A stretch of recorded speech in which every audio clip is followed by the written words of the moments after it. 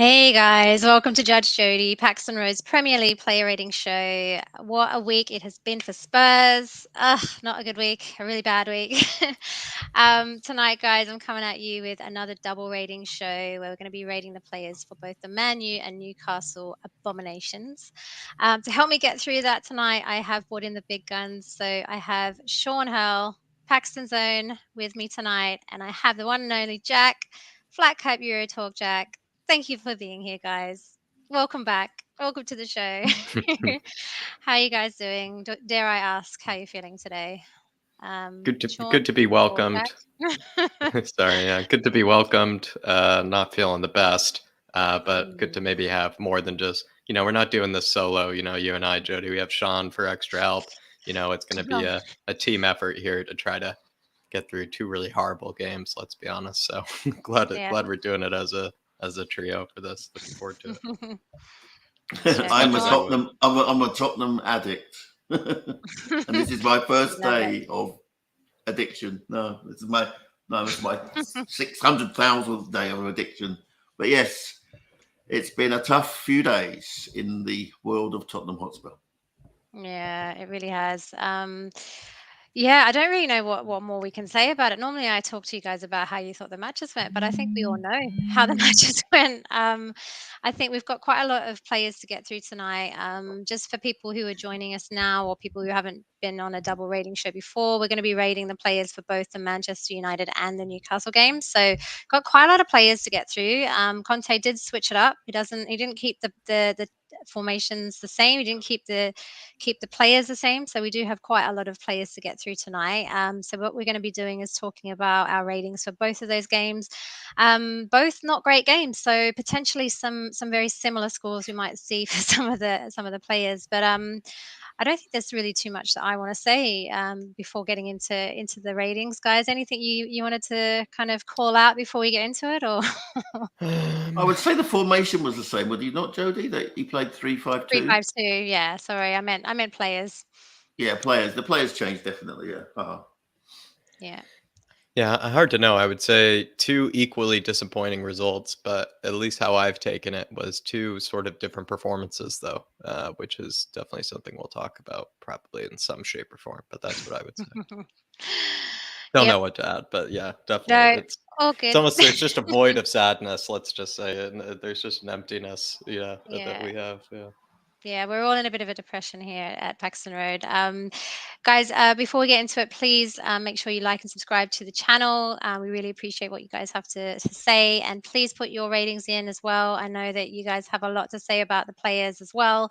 We'll get through some of your comments and we'll talk about those as we go through. But I think what we'll do is we'll get into it and let's see what we have to say about it, because it's not been a fun week. Right, let's start out with Larice. So Jack 8, Jody 9, Sean 9. So just for people who are joining, or the ratings on the left are for the Man U game. On the right, we've got Newcastle. Jack, sorry about that. I think I might have missed your Newcastle score when I was quickly putting this together. But All good. What were you rating? Let's talk about Man U first. So you've given him an 8. What are your thoughts there? I could see why you guys give him a 9. I'll probably steal what maybe you guys might say as well by just saying what Hugo's performance represented was basically saving it from being a really embarrassing scoreline. I think it was an embarrassing performance. We all know it was an embarrassing performance, but he sort of saved it from being an embarrassing scoreline at the end of the day, like 2-0. A lot of teams do lose 2-0.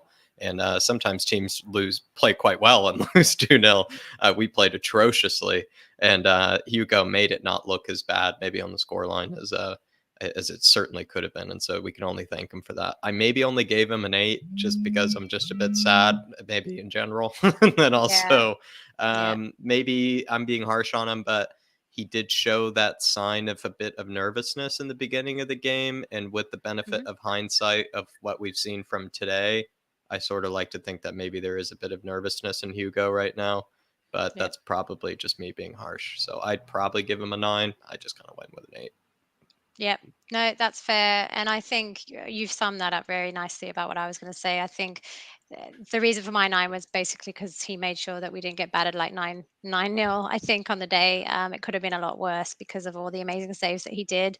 And I do remember there was one dodgy save, I think, in the first half. So I was kind of contemplating, is 9 actually that great? But I think for what he was up against, that's kind of what I was agree with you. thinking. Sean, what are you saying about your 9? I'm kind of echo very much what Jack said. He was the only one who really deserved his wages from Wednesday. Yeah.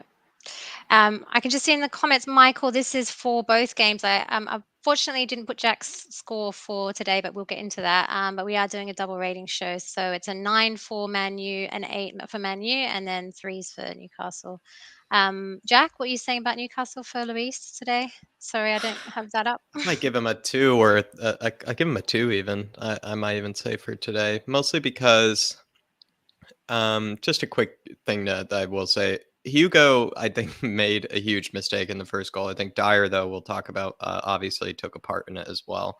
But Hugo might be the first keeper we've seen in a while not get the benefit of the doubt when it comes to that bit of keeper protection. I think there is maybe a bit of debate there whether Callum Wilson did actually foul him. You could make the argument that he did. It's just that Hugo makes such a, I think, atrocious error of reading that bounce, because I think that's what went wrong. I don't think Hugo was trying to chest it or anything. I think he just read the bounce like really horribly and didn't know how to clear it, I guess, by the looks of it. He just kind of got to the ball and then all of a sudden realized that he had to clear it and then just didn't know what to do with himself. And then his distribution was really poor, I thought, too, today, Jodi. Like lots of moments where his distribution was yet again poor. He looked yet again nervous. I don't think he's much of a leader back there either at times, but I think obviously this is just me being harsh on Hugo considering how it went today. And, it's hard to say it, but I think he really let us down. So I might even give him just a 2, mostly because I don't really know what he did today that really helped us or saved us. And also, let's be honest, I think we were playing really well until we conceded that goal, and that really hurts. Let's be honest. I can't sugarcoat it. So I'm gonna give him a 2 actually. Yeah. Yeah, no, that's very fair. Sean, what you saying? You got a 3 as along with me? I think Jack's been very generous in his interpretation of the contact with Wilson. I think he was just very weak. Yeah. And there was a slight delay between the contact and him going down. If you look, that's true. I think that was a saving grace, or sort of trying to saving face. But it stemmed from poor performances at the heart of our defence, including Lloris. But as Jack has already indicated, our most dependable centre back today was awful. Yeah, agree. And I hate it when Luis comes out of goal like that as well. Like for me, I just get so nervous when that happens. I just don't trust him. So yeah, I agree with you, Jack. Like it ruined the game basically. That first Newcastle goal. Can I ask for either of you two what you think was going through his head at the time? Like, did he, like I said, maybe read the bounce wrong? Did he just not know how to clear it? Like, what do you? He had the right idea by trying to clear it. He just didn't end up. He just met the ball with like his stomach, or like it just didn't make a lot of sense when he got to the ball. I think sometimes with Lloris, a lot of the time it is just kind of mistakes, but I don't know. There's no explanation for what was going on. I mean, he didn't attempt to touch it with any part of his body, which would have propelled the ball away from Wilson. Yeah. And I think it was a mistake. So as I said, I saw it simple, a mistake. Done by a long ball over the top, Yeah, that's what hurts, I think, too, sometimes is Newcastle got a bit frustrated by that standpoint. They looked like they were starting to run out of ideas in that first half for a moment. And then first 30 minutes, you give them a gift like that. Yeah. Classic Spurs, right? All right, let's move on, guys. Let's not dwell on the race. We've got a lot of people to get through. Christian Romero, this is obviously not for today, guys. This is for Wednesday night at Manchester United. Oh, wow, 4-4-4. I'm going to say really quickly, I think just a bad day for Romero. I don't think he's looked himself. I don't think his passing was great. I think it was a poor performance. And I do think, obviously, we didn't see him today. Maybe like the injury situation, he's kind of still dealing with that. So, yeah, not great. A 4 for me. What are you saying? I'm going to go to you first, Sean, and then we can go to Jack. A reckless performance. He was lucky in that he didn't, sustain more a yellow card or he was poor. Just for there's no excuse. He was poor. Yeah, Jack, 4. What's your 4? Yeah, I don't know what else I can add. Just he was poor, and he's been, and like you said, Jodi, he's not been the Romero that we know this season. And I think that Man United game was a good example of that in various ways. Yeah. Agree. And we've got our very own Ben Davies in the house. Ben, welcome to Judge Jodi. Thanks for being here after such a horrendous match. Thanks for being in the courthouse. But you're saying Jack is at an 8 out of 10. Yes, the scores are for Lloris, 8 out of 10, and then 2 out of 10 for the following game. Cool. Lloyd. Hi, Lloyd. Thanks for being here, buddy. You can't put a quality defender like Romero into a poor defense and expect him to shine. That is very true. That is very, very true. And with that, let's move on to some more defenders. Davidson Sanchez, and this is for Newcastle. 5, a 4, and a 4. I guess sometimes these things are based on kind of your scale. So I don't see a 4 and a 5 being too far off each other, to be honest. But I think I'll go with you, Jack. What you're saying about Sanchez? My first number was a 4. Don't get me wrong. I actually deleted it when I typed it into Jodi and then typed a 5. So my first thought was truly a 4. I think the reason I've only given him a 5 is because Sanchez was poor in possession. Like I know he is, and like I know he always will be, but I didn't actually think he ended up costing us the game like maybe other players had. And I can't point to too many moments where I really thought he like open things up for the other team or like made an atrocious error to help them or anything. So like as much as I thought he was still poor, I can't point out too many obvious moments from Sanchez. So I kind of then bumped it up 1 point to a 5. Yeah. By that logic. To be fair, Jodi, I thought Sanchez actually started the game quite well. In fact, it was 1 or 2 Romero-esque passes. The sliding tackles as well, right? And I thought, wow, this is really good. But I think he needs led by the hand. I mean, it's no coincidence when he's not playing, when he's playing for Colombia and Mina's not there. He has nightmares, And Dyer, who we'll get on to, once his head was gone, which permeated to the captain. Then it was like the stone that's gone into the pond and it was rippling outwards, and gradually it affected the whole of the back line. Yeah. With maybe one exception today. Yeah, no, I'm kind of agreeing with you, Jack, in terms of I think he did start out well, and I thought that he was doing some quite nice like sliding tackles and things like that, and I was kind of like, okay, Sanchez is here. I just think he's a bit rusty, right? He doesn't have much playing time these days. So I don't know why it is. Just 4 felt harsh for me ultimately, and even though I don't think he was 6, I was kind of like, I'm just going to be nice to Sanchez, give him 1 point extra. That's how I kind of felt about it. Nothing crazy.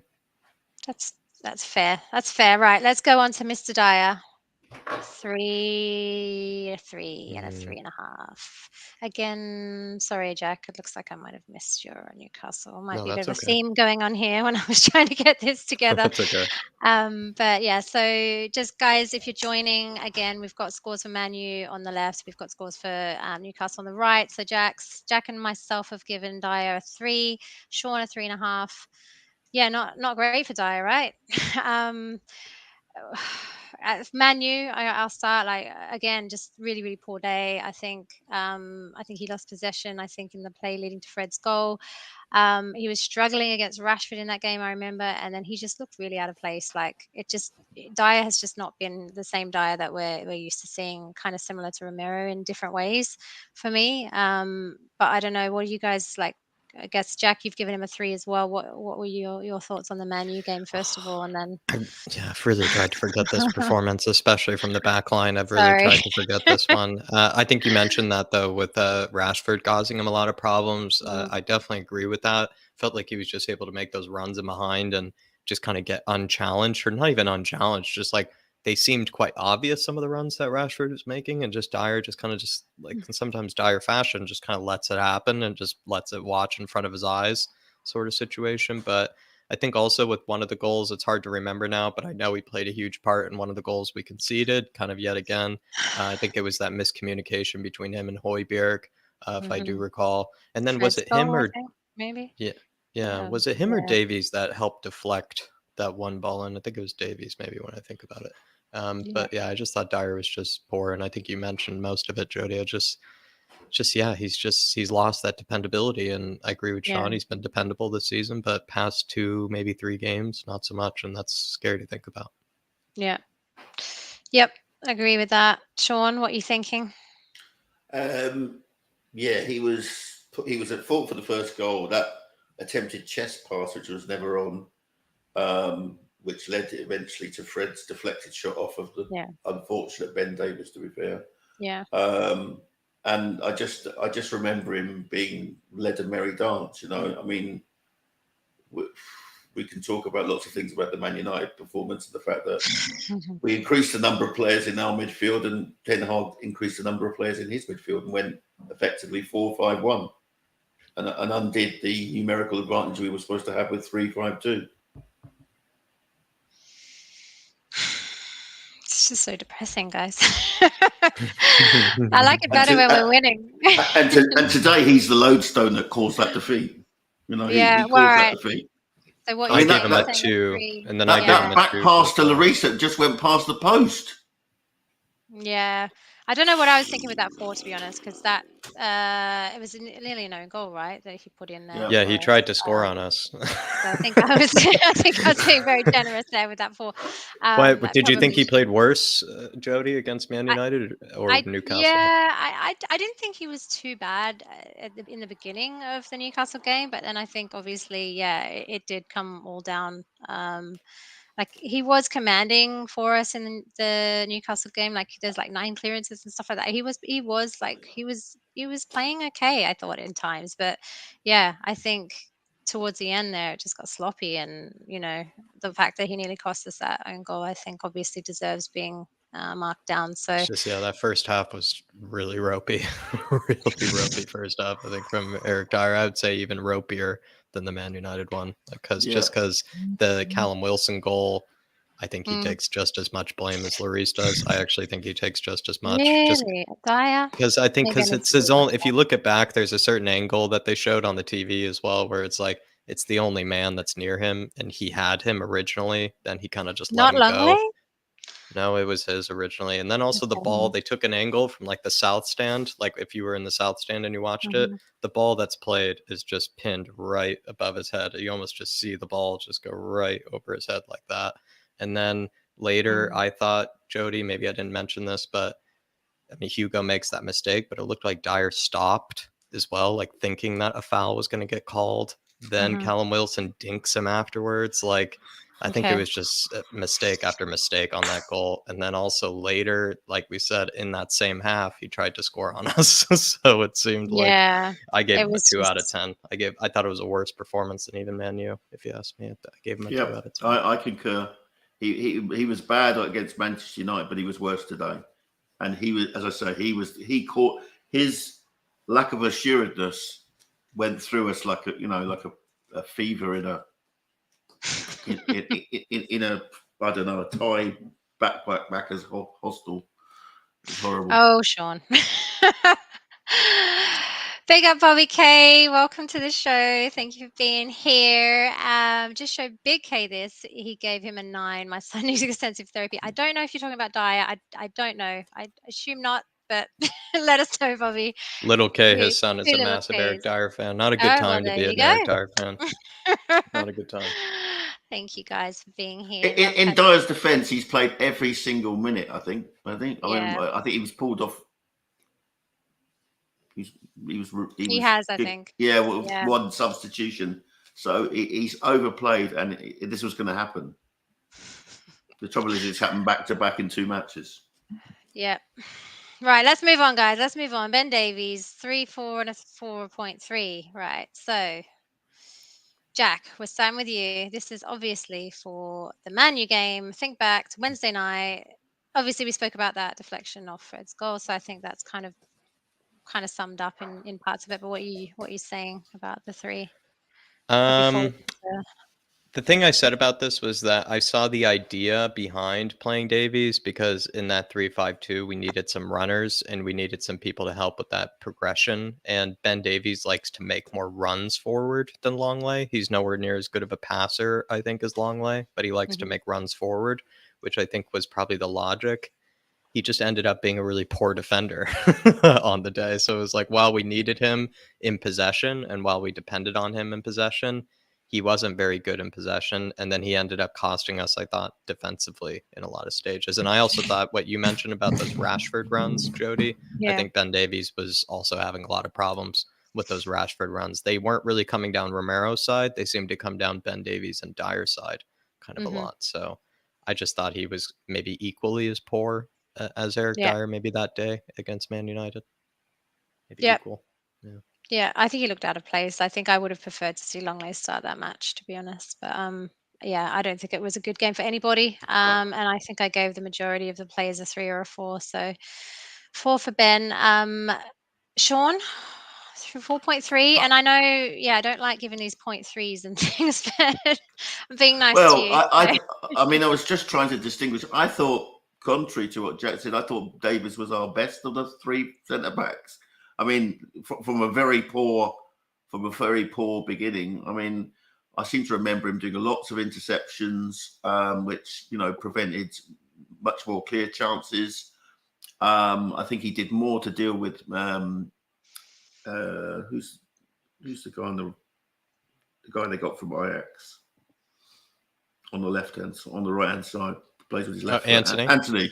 I think he did more to deal with Anthony than Perisic did. Yeah, and I think right. I think that's why I've given him a slightly higher form. I mean, I'd give him a 4 then. I'd give him a 4 then, and then that's the same rating as Romero, I think. Yeah, but if I mean, as I said before when I come on this show, 6 and a player gets to take his wages.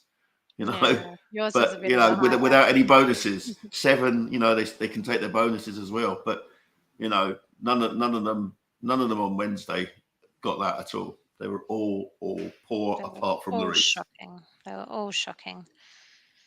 And do you know who I really felt for was our fans, because our fans were brilliant. Our fans were absolutely brilliant. Still singing at 2-0 down deep into injury time. Yeah, I don't know how they did that, to be honest. NS Sports TV. Hi, buddy. Welcome back. Big up the panel, guys. NS Sports is saying hi. Right, let's move on. A lot of people to get through today. Clement Longley. And this is for today. Today. Today, a 6, a 5, and a 5. See, I need to watch the game back, Jack. Normally, I have time to rewatch. I don't like doing these shows straight after the game because I don't have time to rewatch the match. But I thought he had a part to play in that first goal, personally. But maybe, he did actually. He did get beat by Almiron. You're right. Yeah. So I kind of marked him down for that. I think for Wilson's goal and Almiron's goal, personally, I think he had 2. I think he was fault for both of those, but maybe I'm.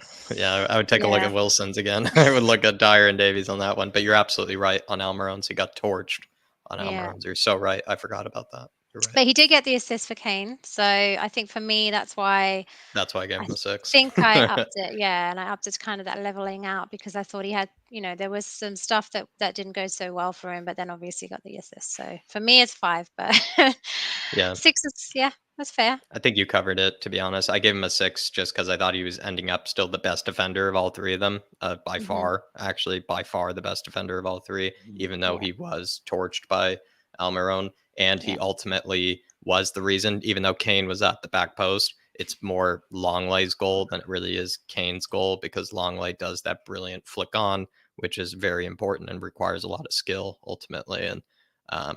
And he played some nice passes. He's just been solid, I think, this season. And so I just gave him a 6. Like, he just doesn't deserve to be kind of thrown in the same group as Sanchez and Dyer, I think, after that game.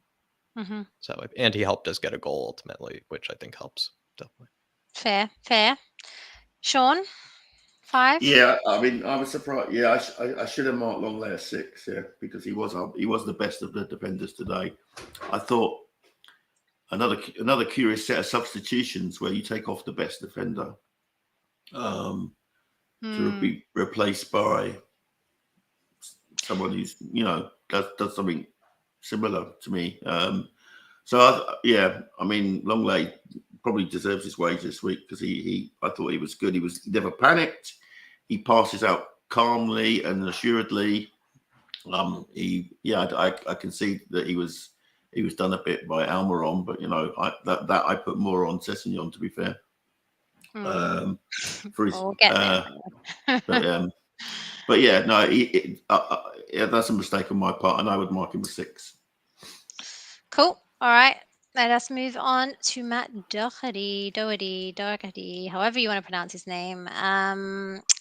It is for Manu. So you've given him a 3, Jack. I've given him a 4 and a 3.8. So we're kind of similar, I guess, in terms of Matt. Jack, I'll let you go first. Your name is first. I know it's hard to think I'll back, keep it short.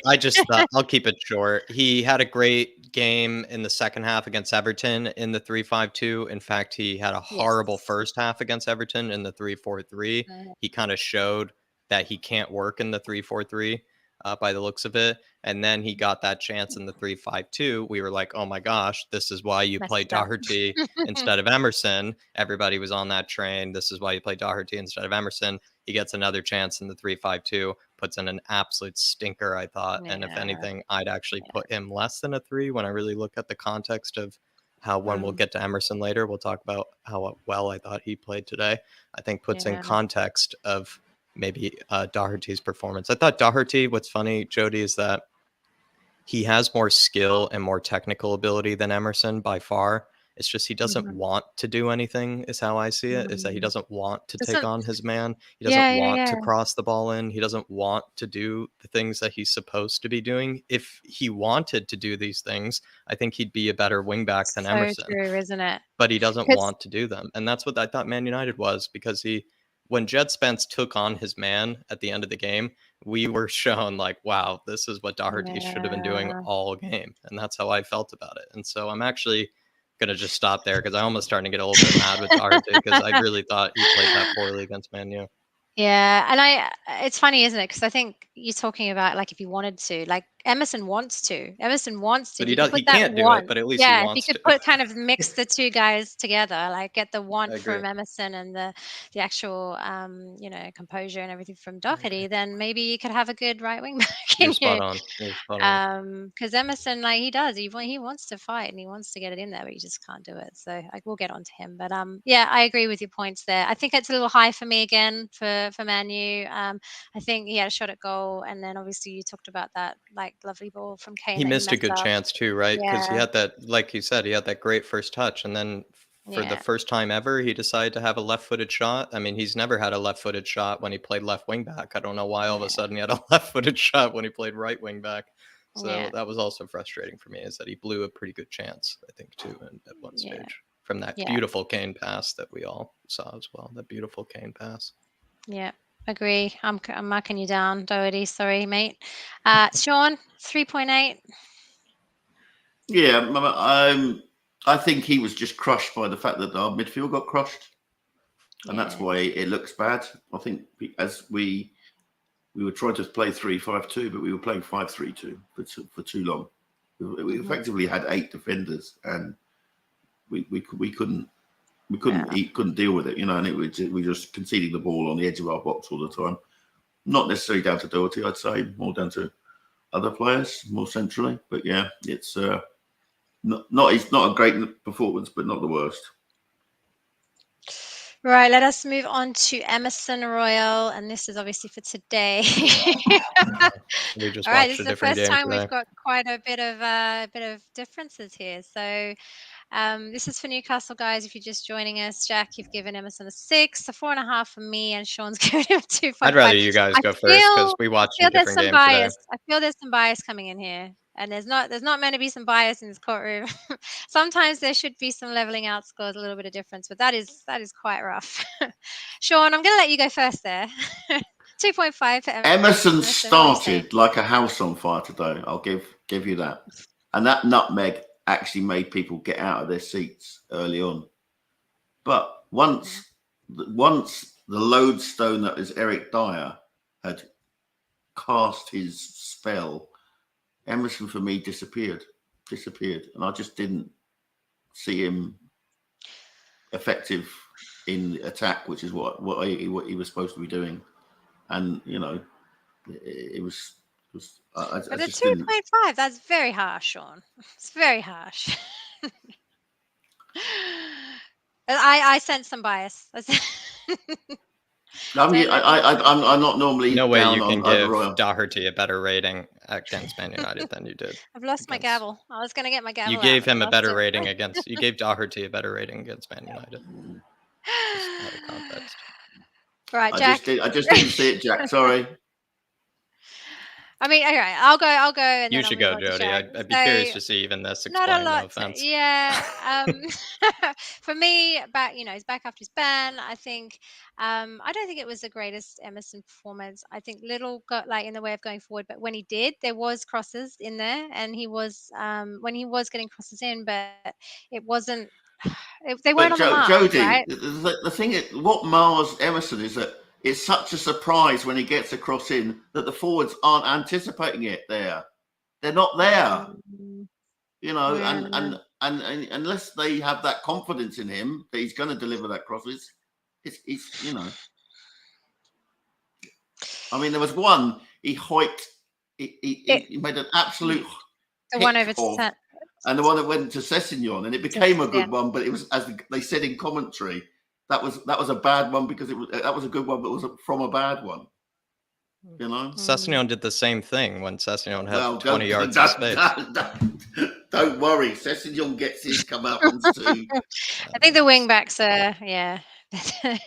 I don't know, Jack. I don't know. I don't think it was the best. I mean, it probably could have been a 5 for me because he didn't do anything to cost us the game truly, but he didn't do anything to make us win the game. To be honest, I think his defending is great, but getting us kind of forward and trying to get those goals in for me just isn't happening. So, what are you saying? Some of the most going forward for us this game. Okay. I think I would just say we just agree to disagree, honestly, on this. I'm sorry, but if you just look at Doherty's performance versus Man United in the same formation, in the same shape, against also a worse defense, Man United's is a worse defense than Newcastle's. He goes up against Newcastle, against Dan Burn as well, who everybody's praising this year to get into the World Cup team. And he made a torch of him. He absolutely torched him time after time after time. He did more than what Doherty did in that entire Man U game, did more than what Doherty did in the Everton game, did more than what Doherty did in the Brighton game. I think it showed very much clearly why Conte prefers Emerson. Even though Emerson is nowhere near as technically good as Doherty, he brings that threat in behind with pace, brings that threat where he can actually make unselfish runs, being like to be able to stretch the play and all that sort of thing. Doherty hates sprinting by the looks of it. He hates even jogging by the looks of it at times.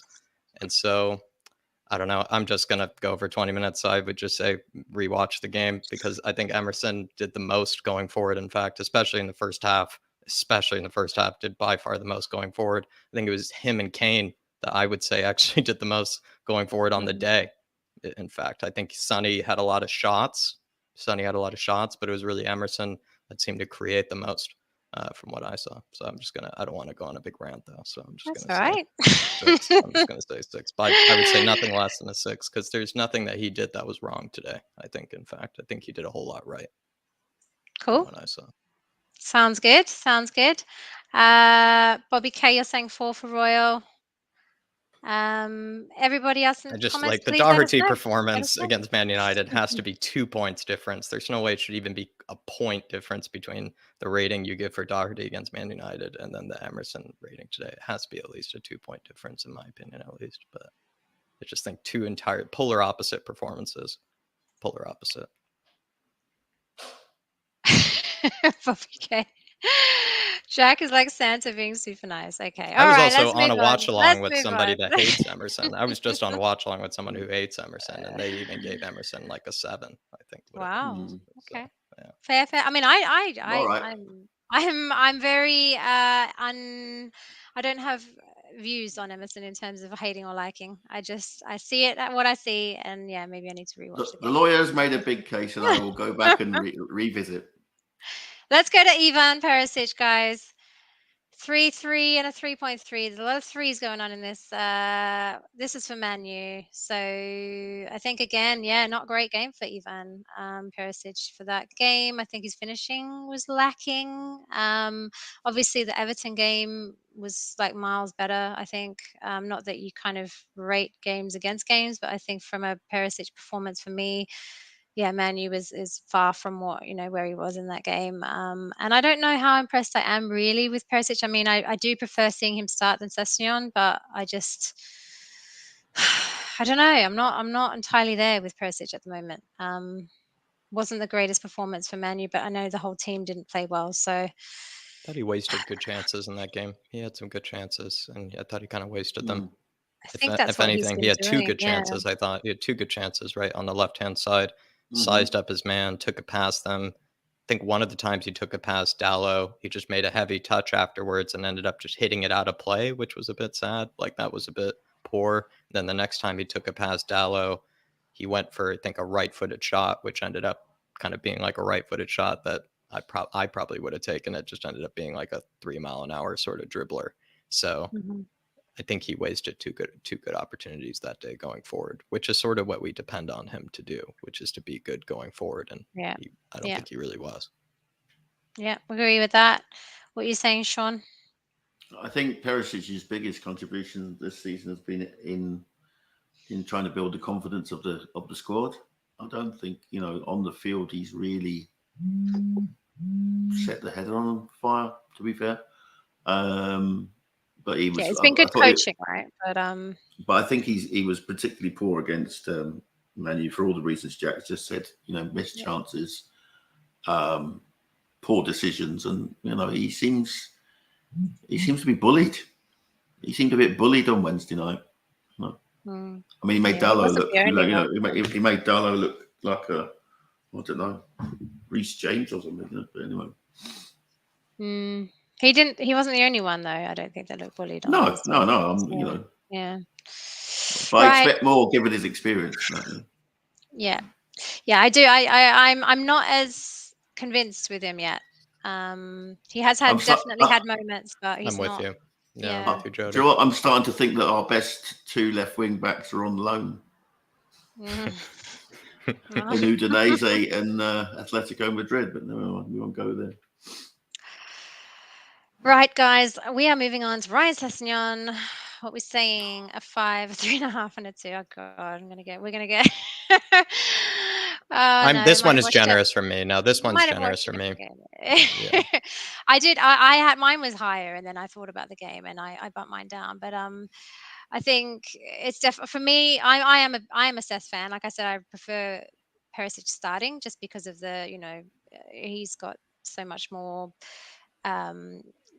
He's got more experience, and he's just you want Perisic to start over Sess, right? But I think for me, Sess is I'm a Sess fan. I do enjoy watching him play, and I do think that he's been doing some good stuff for us this season. But I just think this is probably one of the worst starts, I think, for Sess this season for us. I think starting out he was okay, but obviously I think again, maybe I need to rewatch them, Jack. But I think for both goals, I think Sess had issues for both of them again. Like, not on the first one again. Just darn Hugo on the first one. What was I watching for that first game? But I do. Lloris, then Dyer, then long lay by about But yeah, Sessegnon's definitely at fault for the first one. He was weak, and it's not the first time it's happened this season. I'm sorry, I'm starting to say, Ryan, you're not going to make it. I'm starting to think he's not going to make it, and that I don't say that with any joy. I want to see young English talents in my Tottenham Hotspur football team, but No, he's not gonna. He's not. I just can't see him making it. I just think the wreckage that is his hamstrings is affecting him. He's too timid when he's going forward, and when he does get forward, his choice of passes, dreadful, dreadful. Yeah, Jack. I think I'm a bit crazy on this one. I just don't really think he did that much wrong, and I think he's had decent starts this season. In fact, he has a much better record for Spurs, I think, than Perisic does. So this is actually his first loss in a Spurs shirt, I believe, this season for Cess. I think Emerson had a way better game, but ultimately Cess grew with confidence, and there were a couple of times when Cess started taking on his man, touching it inside the box, then keeping possession in the first half. I'm going to lower it to a 4. I just don't think he was that bad ultimately, though, and I think there were a lot worse performances out there. I mean, I expect Sessegnon to take, the shot that Conte likes, which is the sort of low drilled to the far post. The number of times he gets in on the box. He has a lot of space sometimes that he wastes. And he has a lot of space, and you just think, just hit it hard low to the keeper's left.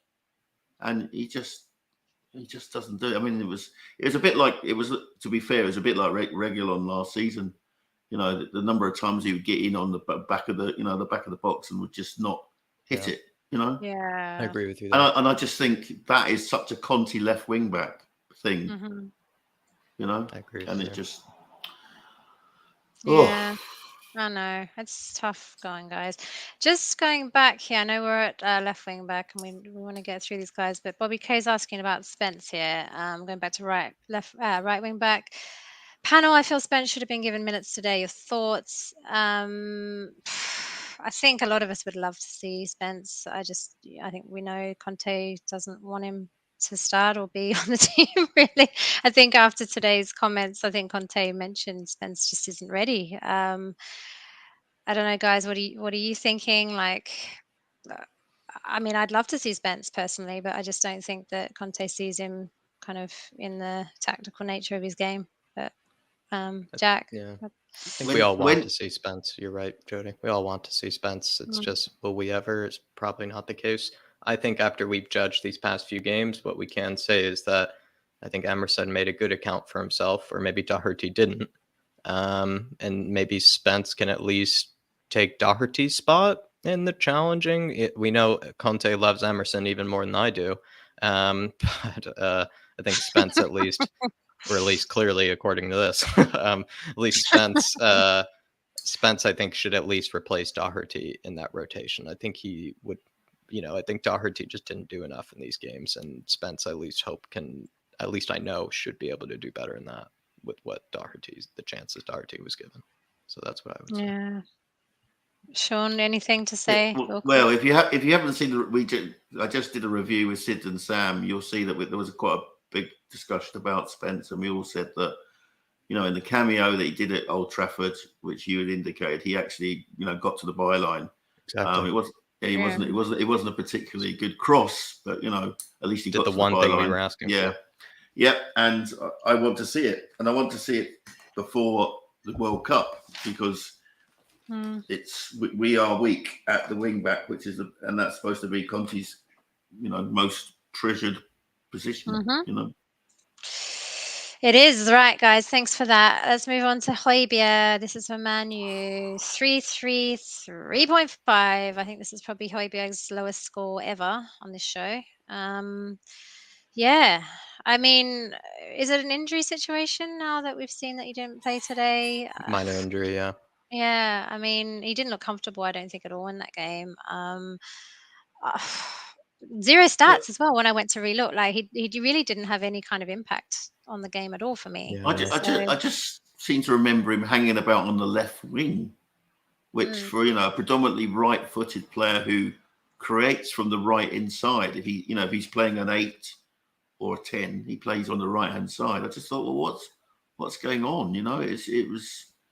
I mean, again, as I say, I think Ten Hag outcoached Conte on Wednesday night in many ways, and I think he was a victim of that. And it wasn't. I mean, I've obviously been to the stadium this season, and I really have seen the value of Højbjerg. He's until you see him in the flesh and you see what he does. No, I don't need to. Within the stadium, you just don't get it on TV. No, I don't need to, Sean. Don't worry.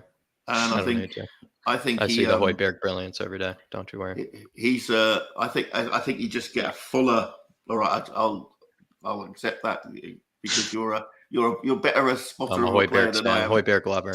Yeah, but he's incredible what he does. You know, and I have to see it in the stadium to really see that. But he was poor on Wednesday. There's no doubt. He hasn't had a break either, guys. Like this guy, for how many years has he just been playing every single game for us, and then internationals as well, and just like he just doesn't get a break. He's like a 10 man. Like he's just he doesn't get a break. So yeah, I mean, I think it was his worst performance I've seen from him this season, if not for a long time. He just didn't do any of the things Højbjerg does. Work hard. He didn't even work that hard that game. He didn't press.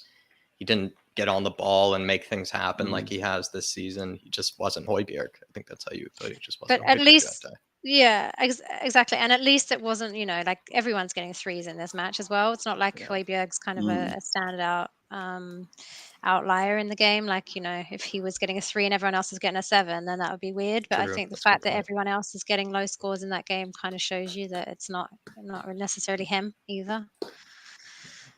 So, right, let's move on to Oliver Skipp. First time we've seen him in a while. Really good to see him get a start, I think, for me. I think he provided some really good energy for us, like to get the game going. I think throughout the game as well, like until he got subbed off, like he was providing that much needed kind of energy in the midfield for us. To be honest, Jack, I think you're probably more closer to where I was thinking, like a 6. Like I think a 6 is probably more warranted for him. I just don't think that he did anything necessarily spectacular for the game, but he was probably a lot better than the rest of the other team. So I think like 5.5 for me, maybe a 6 is probably. I would give it a 0.5 if I was. You've heard my spiel about the 0.5s, but if I were to give a 0.5, I would give him a 0.5. I think Jodi, yours is a spot on rating. I think he didn't do anything wrong, like ultimately, and he didn't exactly do anything spectacular, but I thought he looked good and he didn't do anything that wrong either. So a 5.5 I think is spot on. Yep. Thanks. Sean? No, I concur with that as well. I thought he gave a lot of, when we were in the ascendancy in that opening half an hour, I thought he was doing some really incredible stuff in terms of, making runs behind the defense and things like that. And I thought he was making himself available. His passing was tidy. But I think maybe I was influenced by his own post-match interview where he kind of played down what he did. He said he wanted to play better, and maybe I should have been giving him 5.5. He's very humble. Yeah. I like Skipp. He's an honest player, and again, an English youth international, and I want more of them in our team. So good. Fine. He's. I mean, we have to remember he's been out of football since January. Yeah. That's a long time, and to come in with that energy and everything to play as he did, I think. Yeah. I mean, I'm hoping that we'll see more of him, and it will mean that we can, rest the players who are being overrun, overworked. Maybe that's probably what part of Pierre's problem today was that he's just been overused. Yep, I think so. Right, Yves Bissouma, guys, 2 games, 2 starts. What are we saying? 3 and a 5, 3 and a 5, 3.9, Sean, and a 5.5. So I'm going to round that to a 4, Sean. I'm going to round that to a 4. What are we saying? Man, for me, I think just really happy to see him start both games. I just think, and I think for both games, that really for me, I think he's just not ready for this Conte team. I don't think, is he? Like, I think a lot of us probably expected him to come out and just start dominating like games, like what we saw at Brighton, and expecting kind of what we would love to have him do. But I think because it's a Conte team and you've got all of the tactical nature of stuff, and I just don't think he fits into the team really because he hasn't had much opportunity. So I don't think it's necessarily all his fault from my side. I just think that he hasn't had the opportunities maybe. I don't know. Maybe, but I think it's just been Højbjerg has been playing that well and Bentancur has been playing that well that Mm, he was never going to get ahead of never them gonna get the unless he start. took Yeah. unless he took the chances he was given, and he was given chances to Mhm. displace them. West Ham was his first chance. You could even say that preseason game against Roma was a chance, and he played really horrible in Yeah. that preseason game. He played really bad. And I think Mhm. that probably hurt his stock more than maybe we'd like to think, how poorly played there. But just on to Man United, I agree with you, Jody, but I think he was equally as poor as Højbjerg, but in his own way. I just didn't think he did what he needed to do in the middle, which was clean up, take those passes away in behind for Rashford, all that sort of stuff. He just was a bit passenger. I think he Yeah. was kind of a passenger in that game. I hate to say it. And then in the next game against Newcastle, I don't really have much to say other Not than I too thought he was a much. whole lot better. I thought he was a whole lot better, but he wasn't by any means Mhm. spectacular. And I actually thought Skip was better than him Yeah. ultimately. Well, yeah. So Yeah. Agree with that. Which is why I think we both rated him higher. Sean, similar Yeah, scores, so probably similar yeah, views. yeah. I mean, he was better today. I thought particularly in the second half, he tried to carry the ball to up the field. He tried to take the game to them. In fact, probably after we got back to 2-1, he was one of the few players that seemed to do that. And this was, one of my concerns when we talked about the review is that when you score, when you're 2-0 down and you score in the first 10 minutes to make it 2-1, you expect, to turn the pressure. But Yep. Nick Pope was not challenged, was threatened from minute 55 to minute 95. So, but I like Basuma. I think Basuma and Bentancur are my two favourite players. Awesome. All right, let us move on to Bentancur. 3 and a 6, 4 and a 6, 4.5 and a 6.5. Jack, you want to go yeah, same first? spiel. Equally as poor as Højbjerg and Same. Yeah. Basuma in his own way, just in his own way against Man United. And then I thought against today against Newcastle, I thought he was actually the best of the Mm-hmm. midfielders. Probably listened to maybe some of the things that Conte was screaming at him apparently on the touchline. He continues to run around like an Energizer bunny. Yeah. Um, I love his energy. I love his effort. There was one moment where he was simply world class on the ball because I think it was funny enough Eric Dyer that gave him a hospital pass and he Yeah. received it brilliantly, and just somehow gave himself 20 seconds when he had no seconds on the ball. And I think that's how brilliant Bentancur is. But yeah, 3 and Yeah. 6, two complete different performances, Yeah. opposite performances. Yeah. Sean, I know he's your favorite player. What have you got to say He is about him? my favourite player. Yes, on my cheap imitation Spurs away shirt, which I got from some handily crafted sweatshop in Thailand or whatever it is.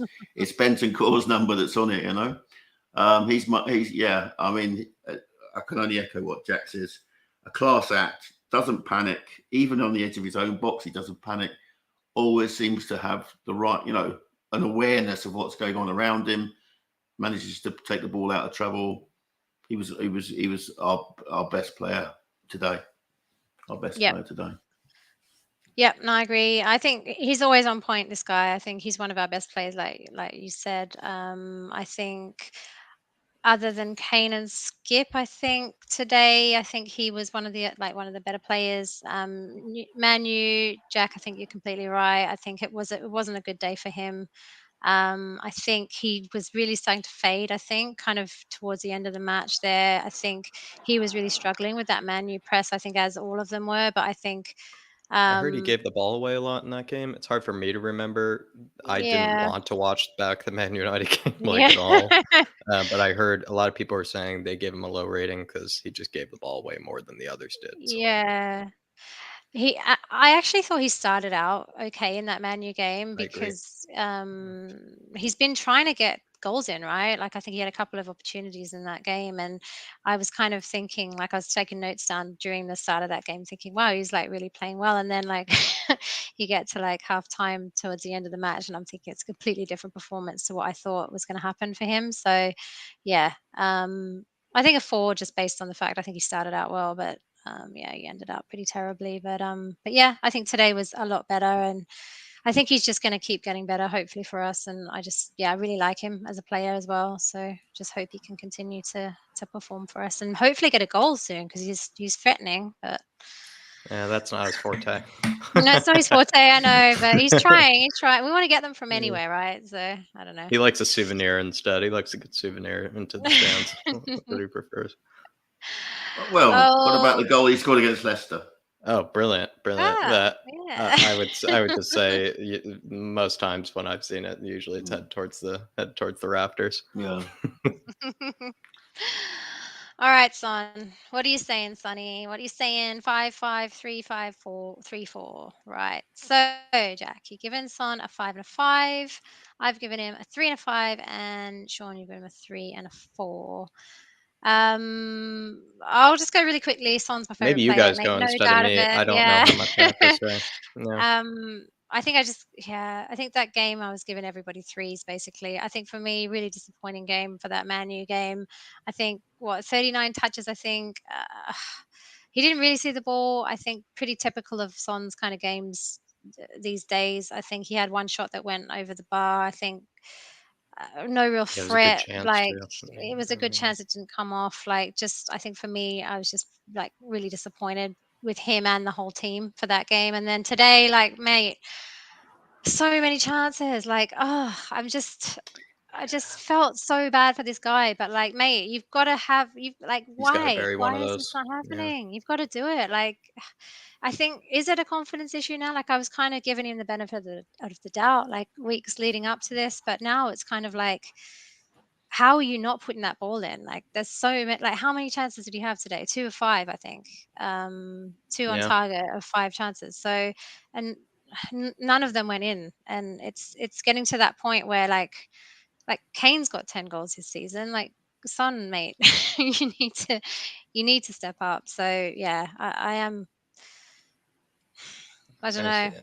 I think you covered a lot of it. The only reason I've been giving him 5s is because some of the things we were criticizing him for in other games, It's which not his simply fault, was right? his well, I agree with you. The scoring, like Yeah. I think Jodi, I can't argue with that. I think I've been giving him 5s recently because his first touch has been a lot better these days. Like he isn't giving the ball away as much as he used to. Like in the beginning of the season, his big problem was that he wasn't scoring and he was giving the ball away a lot with either poor hold up play, poor passes, poor first touches. Now I feel like his passing, his hold up play, That's the point, his yeah. first touch, it's all looking great. In fact, Mm, exceptional at times. It's just like you said, the finishing is now a bit wasteful. And mm, I don't know. Maybe then I would do 4-4 by that. I think I'd do like a 4-4 because it's like he's not giving the ball away. Because even with Man United, I didn't think he got any service whatsoever.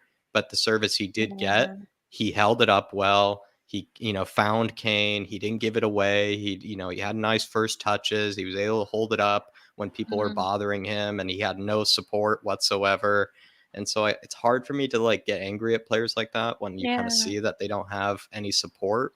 But I agree with you with the missed chances. So I think I Yeah. would do like 4 and 4. I think I'd give him 2 4s actually Mm, for both yeah. games, maybe, Yeah. or maybe 5 in this game.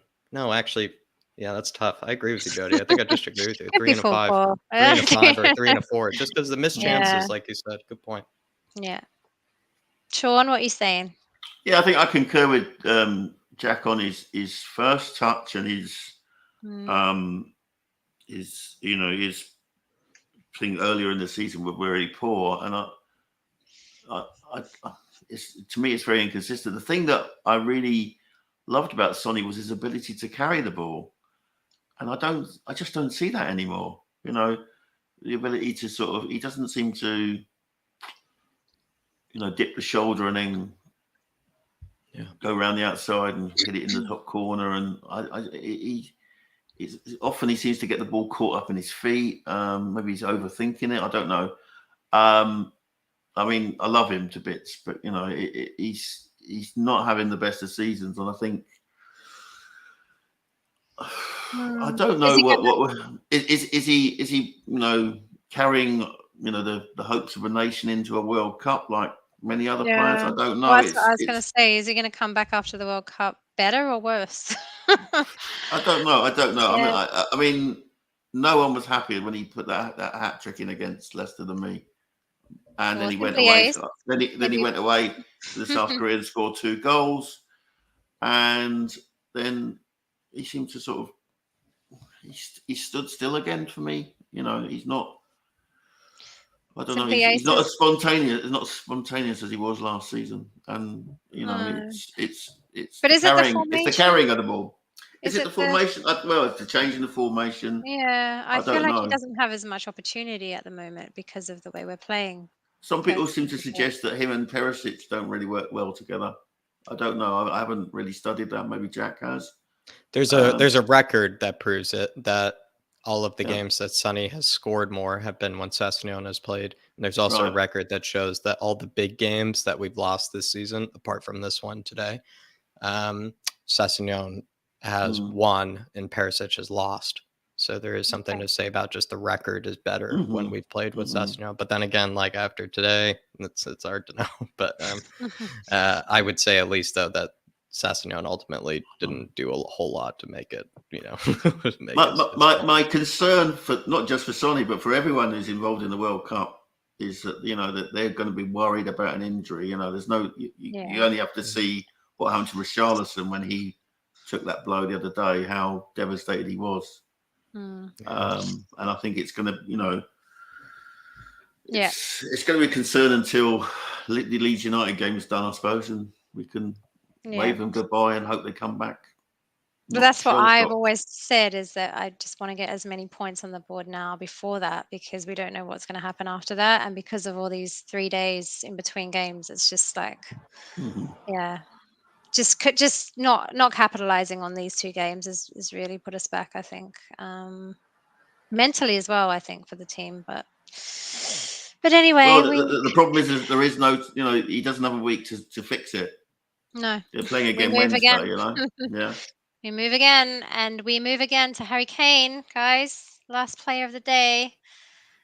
5.6, 4.5. Again, for me, I think I'm just. Did I give him a 6 for today? I'm sorry. I don't know. Maybe that was my bad.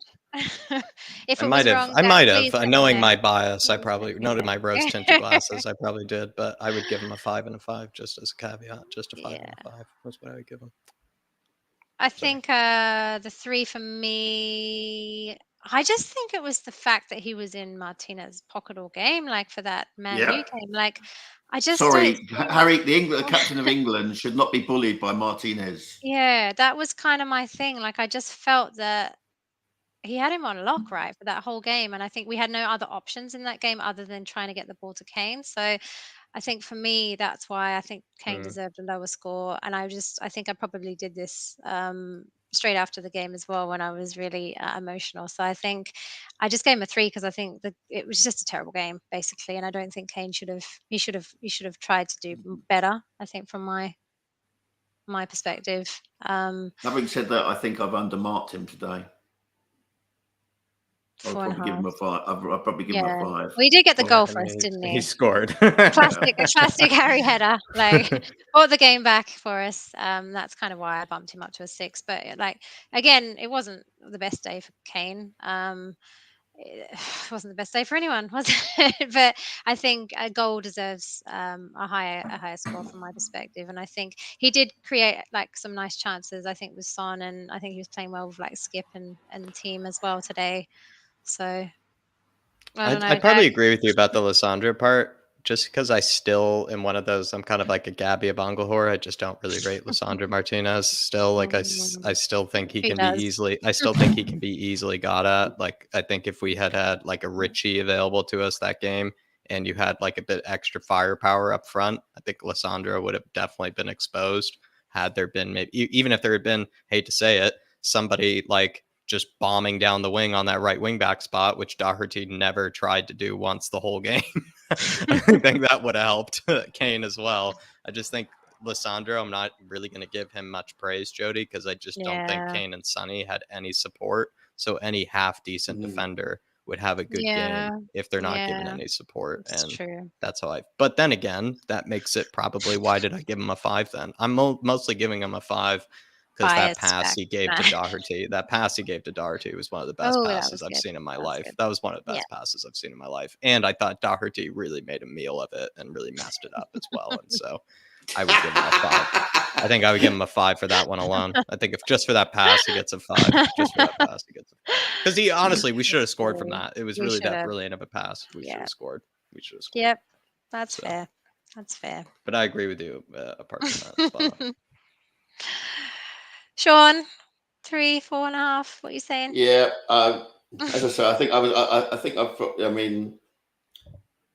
I've underscored him for today, and I probably slightly underscored him for Wednesday. It's just he's such a good player, and I can't. I just suppose that he sets such high standards that I expect him to sort of burst the net. He did have that one chance which just went past the post against United, and they're the ones that you expect to just go in. Yeah, he missed a good chance. Yeah. He missed one today, a good chance too. Actually, I remember another good chance today. The one that Pope saved with his foot. Yeah, that popped. Yeah, the one. Yeah. So another one though that bounced up for him in the box, and he skied it. Like he absolutely. There's one that bounced up for him in the box, and he just kind of snatched at it, and he skied it. And you kind of thought about it. You're like, for a striker, that was a bit poor. Was that second half? That was the first half. Oh, was it? I don't know. You're right about the second half. That save Pope made too. You're right. I was thinking of the first half where Pope stuck a leg out, and the number of times it's gone under a goalkeeper's leg. Just didn't this time. It's true. It's fine margins today, really, isn't it? If we take the chances that we created in the first 30 minutes, we would have won the game. Yeah, but that's the thing. And if you look at all the match stats, it's like 52-48 possession. Its shots are about the same. Shots on target are about the same, but it's fine margins. And you can't allow for the fact that Eric Dyer throws the performance that he did, and that impacted on the goalkeeper. Yeah, and that impacts. It's just silly mistakes, isn't it? It's just silly mistakes, not capitalizing on the chances and the shots that we should be, and classic situation that we always find ourselves in. Phil Baby, thanks for being here, buddy. Welcome. Kane must be so frustrated trying to operate in our team. Yeah, did you guys see his face today? Like, it did not look happy. He did not look happy today. I don't know if that was that torrential rain, or if it was the game. But God, that was monsoon-like, wasn't it? My God, I felt it at home today. Sid said that the Newcastle fans were watching the second half from the concourses on the telly.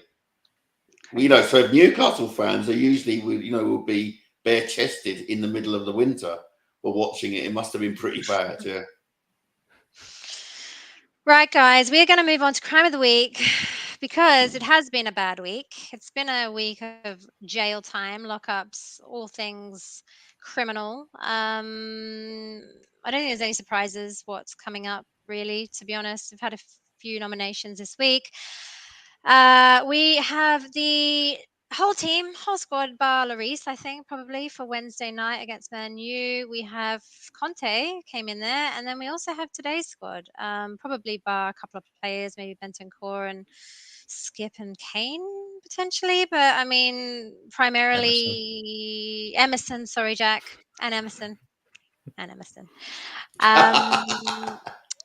Yeah, I mean, I don't know, guys. Have anything to say about this? Is there anything else that you think should be locked up? I mean, I think Hugo and Eric Dyer are going to be the big talking points, because as much as Hugo had a good performance against Man U, let's be honest, I think that performance was sort of needed on his behalf. Like if he let in 5 goals, let's say that day, which wouldn't have been his fault, would not have been his fault if he left in 5 goals.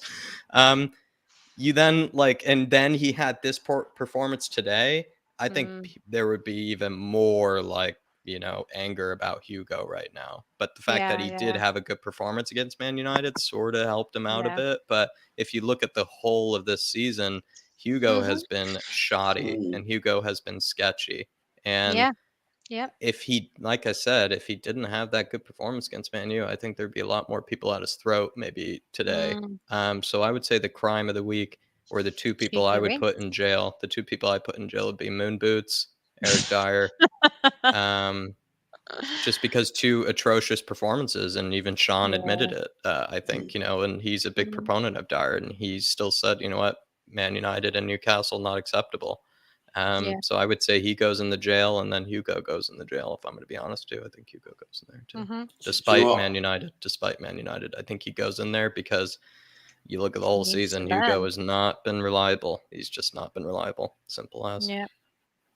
I think they're really good shouts, Jack. I think that they are due a bit of jail time.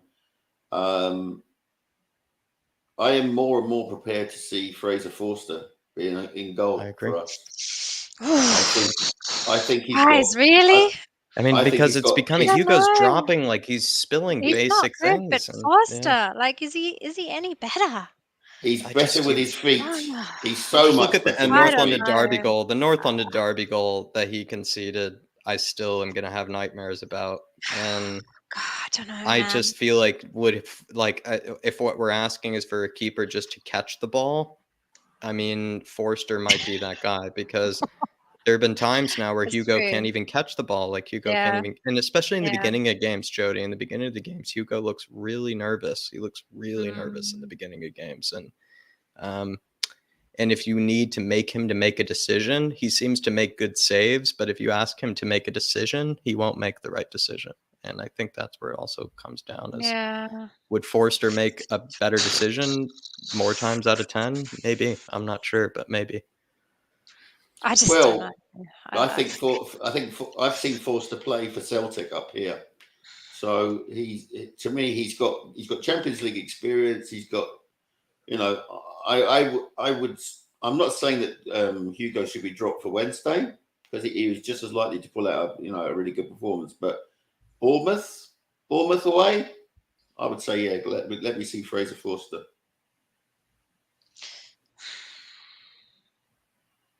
Yeah. All right. I don't know. I think give him a chance, definitely. I mean, you got to give the guy a chance. And I agree with everything you guys have got to say about Lloris. He's definitely waning. I just don't know how much confidence I have in Foster right now, but I guess we haven't seen it. So got to give the guy a chance. Got to give the guy a chance. Agreed. Will this be Hugo's last full season? He seems to be waning. Yeah, definitely. More like quickly, waning quickly. Looks of things. I think it should be. If he continues in this vein of form, it should be. I think it just should be. It has to be. I mean, that's how sad it is. The links I saw to Oblak. Oh yes, please. Oh yes, please. Yeah. Yeah, I don't know. I mean, we talked about it in the review. There was a pass on Saturday which retires Hugo Lloris for me, and it was by Edison for Manchester City. Did you see it? Have you seen the goal that he created to Holland? Yeah. That is what a modern goalkeeper needs to have in his armory: the ability to change defense into attack with a laser of a kick. Lloris has never had that. Never had that. And modern keepers need to have that. That's true. Yeah, he's just making way too many mistakes at the moment. So yeah, I mean, we definitely need to. It's a definite area of weakness for us. The keeper situation. I 100% agree with you guys. I just don't know about Foster yet, but prove me wrong. Well, that's not in. When it comes down to basics, I think that's where it's reaching now with Hugo, where it's starting to come down to basics that he's getting wrong. And when you start reaching that stage, then it becomes an insult. It's almost like the Jet Spence situation, where it's like it's almost an insult to him, like if you're not going to play him, because I'm pretty sure Forrester can catch some of the shots that Hugo didn't catch, and like things like that. I think that's when you start considering.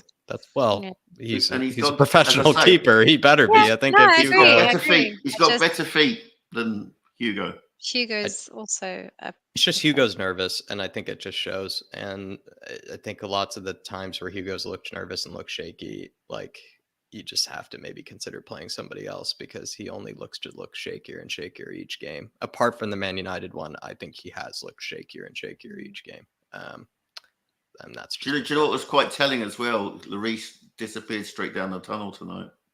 Yeah, he did not look good. He normally goes and applauds he normally goes and applauds the fans, you know, but he he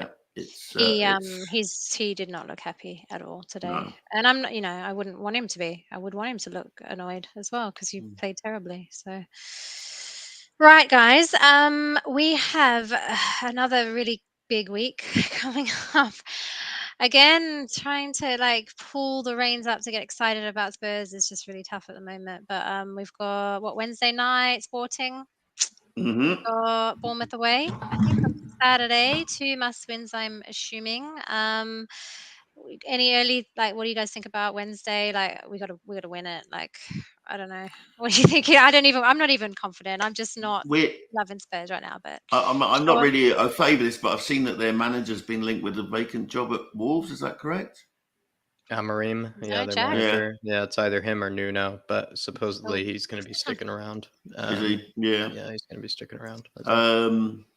Yeah, I mean, they'll have a few players missing because they took a number of red cards in the last game. Yeah. So maybe it's you know, there's still chance for Marcus Edwards to break our hearts again, but I'm down at the game, so I will be there hoping upon hope that this, you know, we can clinch our place in Champions League in the new year. We just need to win. Yep. And Saturday. What are you thinking? Is it Bournemouth? Bournemouth away. Well, it's not actually a good team since Scott Parker has left. Yeah, that's what I would say. And that seems to be the trend quickly. Anybody that likes Scott Parker, the trend seems to be any club that he leaves, they all of a sudden turn it around. Since he left. He left Fulham. Marco Silva comes in. They have one of the best seasons they've ever had in the Championship. They look like they might survive this season in the Premier League. You look at his complaining at Bournemouth, all of a sudden, look, same players, no investment or anything. And they've now are like one of the most informed teams in the Premier League since he's basically left. Like they've picked up some points that nobody would have expected they would have since he left them. So if anything, I think Scott Parker has made himself look like a right fool and is probably honestly like lowered his stock. Like I think a Championship club would be kind to give him a job actually at this stage, with how he's sort of gone about it. There's no way, like, I mean, what's been their record since he left? Like, they're almost undefeated, basically. Since, Have they not just lost one game, I think? Is it? But it's something ridiculous like that. And, like, it just showed that he just shouldn't have opened up his mouth so soon. And then, or he's a bad manager, basically. It's one or the two. Either he shouldn't have opened up the mouth so soon, or he's a bad manager. Probably could be both. Could be both. Could be both. But I think for me, every game is a must-win. So come on, guys, let's get back behind the boys. It's very hard to do it, but we got to do it. I had to take out my anger on Scott Parker. There. That's how. Take it out on someone. Don't take it out on Spurs. Thank you to everyone that we had in the house tonight, watching us and being here and putting your ratings and everything and being involved in the chat. We had Mr. POTUS 5000. Thank you for being here, buddy. Michael Bennett. Lloyd, as always, I know you had to leave, but Lloyd, thank you for being here. Ben Davies, our one and only Ben Davies. He got off the bus and he came right back to watch Judge Jodi's. Thank you for being here, Ben. Bobby K, as always, so happy to see you here, Bobby K and the boys. NS Sports TV. We had Simply Ace, as always. We had Colin Lumsden. Thank you so much for being here, Colin, and Phil Baby, and Kevin Murray, and everyone else who's here. Thank you guys so much. We really appreciate it. Guys, what is there left to talk about? Jack, what have you got going on this week? Anything you want to promote? Any shows coming up? What are you guys doing this week? I would say fan show tomorrow. If you do want to have your say, come on and have a say with Dave. As well, check out maybe fan cams if you're tired of listening to myself or Dave speak. We do have other people that come on and have their say. So there are some fan cams to check out. And then when it comes to the flat cap world, I'm going to start putting out some more videos. Going to get kind of back on the grind there. looking forward to when maybe Darius and Kieran can be found and discovered again. But once I find them, they'll be back on the channel. But yeah, it's a blast to be back on here. I do love Paxton Road as I've said from the beginning. So I love being back here. Thanks for having me. Well, thanks for coming on. Sorry I forgot to put some of your ratings on there, but I really appreciate you always coming on. I think I probably got saved a bit of scrutiny probably by doing that. You're nice. It's all right. I've picked it up. Yeah. Exactly. Yeah. I got to be the Santa. He got to be the Grinch. Colin didn't like my vote on Royale as well. So neither did I, Sean. So yeah, you're alone. But no bias in this courtroom, guys. Okay, all right. Well, we're all allowed our opinion. We're all allowed an opinion. I appreciate We're all allowed an opinion.